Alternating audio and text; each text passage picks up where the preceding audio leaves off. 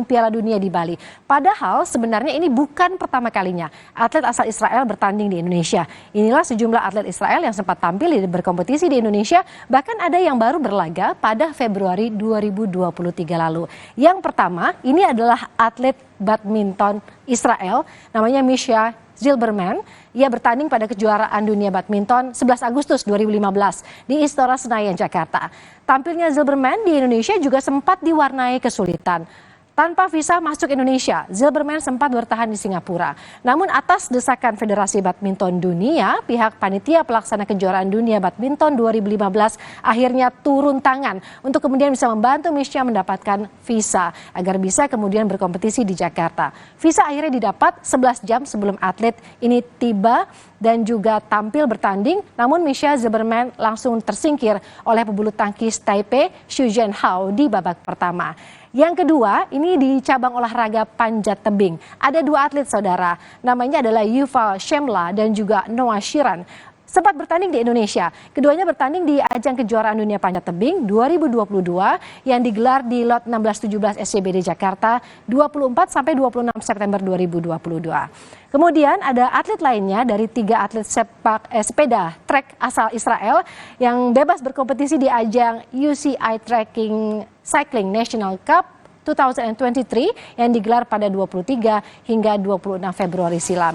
Ketiga atlet sepeda ini adalah Mikhail Yakovlev, Rotem Tene, dan juga Slaslav Loginov.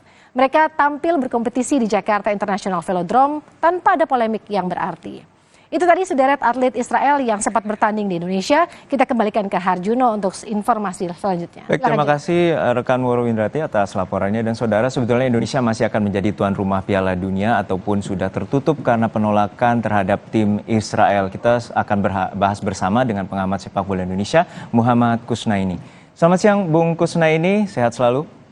Selamat siang, Bung Juno. Alhamdulillah sehat. Ya bungkus, ini lobi Indonesia masih terus berjalan agar Indonesia tetap menjadi tuan rumah Piala Dunia U20. Lalu apakah ini bisa tercapai bungkus? Iya, saya sih mengapresiasi upaya kita untuk terus berjuang ya. Bahkan sekiranya pun peluang itu tinggal 1%, menurut saya tetap harus layak diperjuangkan partisipasi Indonesia, ketuan rumahan Indonesia ya. Kita sudah mendapatkan posisi sebagai tuan rumah itu melalui perjuangan yang tidak mudah, persiapannya juga sudah sangat luar biasa, entah berapa anggaran yang sudah dihabiskan untuk persiapan infrastrukturnya. Nah, tentu harus diperjuangkan, jangan sampai status tuan rumah itu hilang begitu saja. Ya, kalau mau jujur saat ini memang peluang untuk menjadi tuan rumah itu bukan lagi 50-50 sesungguhnya. Sudah bergeser bandulnya itu lebih ke peluang untuk dicabut ya. Jadi ini memang situasi yang tidak mudah. Tapi upaya Pak Erick untuk berusaha meyakinkan FIFA bahwa Indonesia siap menjadi tuan rumah itu sesuatu yang menurut saya harus kita dukung, harus kita apresiasi. Mudah-mudahan ada hasilnya. Ya, untuk saat ini apakah betul pada saat ini mekanismenya sampai ada opsi bahwa akan ada sejumlah negara yang siap akan menggantikan Indonesia? Iya, tentu saja FIFA harus menyiapkan opsi-opsi itu. Karena ketika FIFA misalnya memutuskan untuk mencabut status Indonesia sebagai tuan rumah, FIFA juga tidak bisa berdiam diri. Cuma memang yang orang harus paham juga bahwa mencabut status tuan rumah itu juga tidak akan mudah dilakukan oleh FIFA. Karena keputusan-keputusan besar di lingkungan FIFA itu diputuskan melalui forum yang namanya Kongres atau forum komite eksekutif. Jadi tidak akan begitu saja sekretaris jenderal misalnya memutuskan atau presiden FIFA memutuskan mencabut, tidak akan semudah itu. Karena itu akan menjadi presiden yang tidak baik tentunya bagi organisasi seperti FIFA yang selama ini dikenal sangat rigid ya, sangat solid. Jadi sebetulnya pencabutan status itu masih panjang prosesnya. Paling tidak prosesnya masih ada beberapa tahapan yang harus dilalui. Tapi situasinya saat ini memang condong akan berat ke status dicabut sekiranya Indonesia tidak mampu menunjukkan komitmen dan kesungguhan untuk menjalankan tugasnya, perannya sebagai tuan rumah. Bila komitmen ini juga ada opsi terkait dengan kota-kota yang mungkin akan tetap menggelar tim Piala Dunia U20 ini di kota lain. Apakah itu memungkinkan? Dan terutama juga FIFA masih juga melanjutkan inspeksi stadionnya di Indonesia. Iya, saat ini kan FIFA juga masih dalam status memastikan mana di antara 6 venue yang sudah disiapkan itu yang nantinya akan dipakai ya. boleh jadi kalau ada kota yang menyatakan ketidaksiapan, itu mungkin akan langsung dicoret oleh FIFA dari status kesiapan sebagai kandidat penyelenggara. Boleh jadi ya, kalau Indonesia tetap dipertahankan sebagai tuan rumah. Tapi persoalannya menurut saya bukan itu, karena FIFA juga menyadari bahwa kalau misalnya di kota tersebut tidak digelar, bukan berarti ancamannya menjadi hilang. Di kota yang lain, potensi ancamannya pun tetap ada.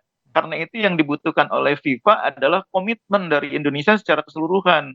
Memastikan bahwa Indonesia komit dengan apa yang sudah ditandatanganinya ketika menyatakan kesiapan jadi tuan rumah, menerima semua peserta dari manapun mereka berasal, selagi peserta tersebut anggota FIFA yang berhak dan sah mengikuti Piala Dunia dan telah melalui fase kualifikasi serta menjamin keamanan mereka selama mereka berpartisipasi di Piala Dunia U20 ini. Itu yang sekarang dibutuhkan oleh FIFA dari Indonesia. Nah, persoalan-persoalan teknis lainnya itulah yang mungkin ruang-ruang yang masih mungkin dinegosiasikan antara Pak Erik dengan tim FIFA nanti. Nah, memang tidak akan mudah juga menegosiasikan misalnya soal tidak dikibarkannya bendera Israel, karena faktanya di beberapa event bendera Israel pernah juga dikibarkan gitu ya, dan menolak untuk mengumandangkan lagu kebangsaan Israel itu juga mungkin hal yang tidak mudah untuk dilakukan oleh FIFA karena statusnya saat ini Israel tidak sedang disanksi oleh FIFA. Kalau negaranya sedang disanksi oleh FIFA, itu boleh jadi mungkin FIFA akan memberi ruang untuk negosiasi. Tapi Israel tidak dalam status disanksi oleh FIFA, karena itu kemungkinan menolak dikibarkannya bendera Israel, menolak dikumandangkannya lagu kebangsaan Israel, itu hal-hal yang memang akan sangat sulit negosiasinya bagi tim Indonesia yang dipimpin Pak Erick Thohir untuk meminta FIFA mengubah standar-standar itu. Pada dasar ini kan standar. FIFA ini menetapkan kegiatan-kegiatan semua punya standar. Standar penyelenggaraan stadionnya harus begini, begini, begini. Standar ininya tempat latihannya harus begini, begini. Standar prosedur pelaksanaan pertandingan harus terdiri atas ini.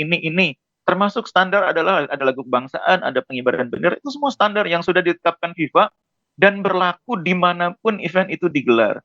Jadi mungkin Indonesia akan sangat sulit meminta pengecualian itu. Ya, seperti Anda sampaikan tadi bahwa komitmen Indonesia diperlukan, tentunya juga adanya komitmen terkait dengan keamanan.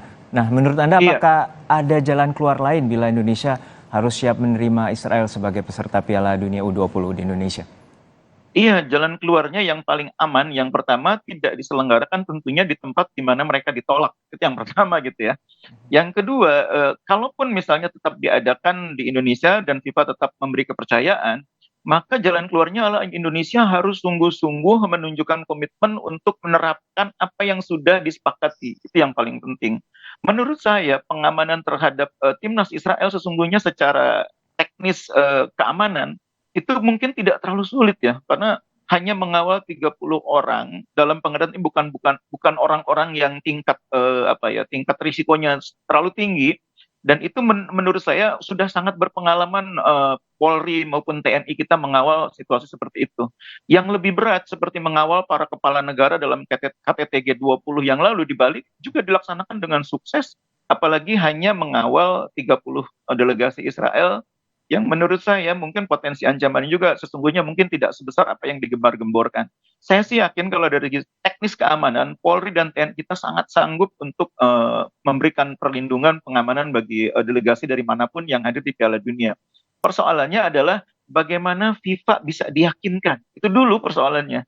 Karena yang paling penting itu sekarang bagi Indonesia adalah meyakinkan FIFA bahwa Indonesia itu berkomitmen mengikuti apa yang sudah disepakati, apa yang sudah ditandatangani oleh Indonesia sendiri dalam rangka pelaksanaan Piala Dunia ini. Itu yang harus ditunjukkan oleh Indonesia, karena FIFA sekarang dalam fase di mana FIFA ragu. Nah, terakhir nih Bungkus, terkait dengan bila prosesi Piala Dunia U20 ini gagal dilakukan di Indonesia, apakah ini juga akan menghambat status Indonesia bila nanti akan mengajukan diri sebagai tuan rumah Piala Dunia? Iya, jadi begini, harus dipahami mengapa Indonesia ingin menjadi tuan rumah Piala Dunia. Ini kan sesungguhnya karena mimpi Pak Presiden maupun mimpi Indonesia, bangsa Indonesia, untuk mengangkat level Indonesia ini bukan hanya menjadi pemain regional, tapi Indonesia ingin juga mengambil peran di panggung politik global, panggung diplomatik global. Makanya Bapak Presiden dan pemerintah Indonesia kan sangat agresif mendatangkan event seperti MotoGP, Superbike di Mandalika, kemudian juga ada formula elektrik di Jakarta gitu ya, formula listrik. Dan itu semuanya menunjukkan bahwa Indonesia tidak hanya ingin berperan di kancah regional, sudah sukses dengan Asian Games, tapi juga ingin berperan di kancah global, ingin menjadi pemain global. Nah, karena memang benefitnya kalau kita menjadi pemain global itu sangat banyak, di samping mempopulerkan nama Indonesia sebagai daerah tujuan wisata, nama Indonesia juga akan disegani dalam banyak hal gitu loh, dan itu penting bagi Indonesia. Apalagi Indonesia sekarang menjadi salah satu negara dengan kekuatan ekonomi yang cukup bisa dibanggakan gitu ya. Dan itu menurut saya wajar dilakukan oleh Indonesia. Nah, kalau Indonesia tidak bisa menyelenggarakan event seperti Piala Dunia U20 karena persoalan Israel, maka itu akan mempersulit keinginan untuk memainkan peran di kancah global. Karena kalau kita bicara kancah global, di event manapun akhirnya muncul nama Israel. Di event manapun, karena Israel anggota PBB, Israel anggota FIFA, bulu tangkis juga BWF, Israel anggota BWF. Kejuaraan dunia bulu tangkis di Jakarta pernah menghadirkan Israel. Nanti di cabang yang lain juga sama, ada lagi Israel, ada lagi Israel. Jadi buat saya, Piala Dunia ini sebetulnya test case bagi kesiapan Indonesia menjadi pemain di tingkat global. Test case bagi kita, ujian sebenarnya. Kalau kita lolos ujian ini, kita akan sangat siap menjadi pemain global. Tapi kalau kita gagal di sini, ya kita harus berpikir ulang mau menjadi pemain global di level yang mana. Baik, kita nantikan bagaimana solusi yang dapat dilakukan oleh PSSI dan juga FIFA agar Indonesia masih bisa merengkuh cita-cita agar Indonesia bisa menjadi tuan rumah Piala Dunia nantinya sebagai cita-cita juga dari Presiden Joko Widodo. Terima kasih Bung Kusnaini, Muhammad Kusnaini, pengamat sepak bola Indonesia telah bergabung bersama kami. Sehat selalu Bung Kus. Terima kasih. Selamat pagi saudara.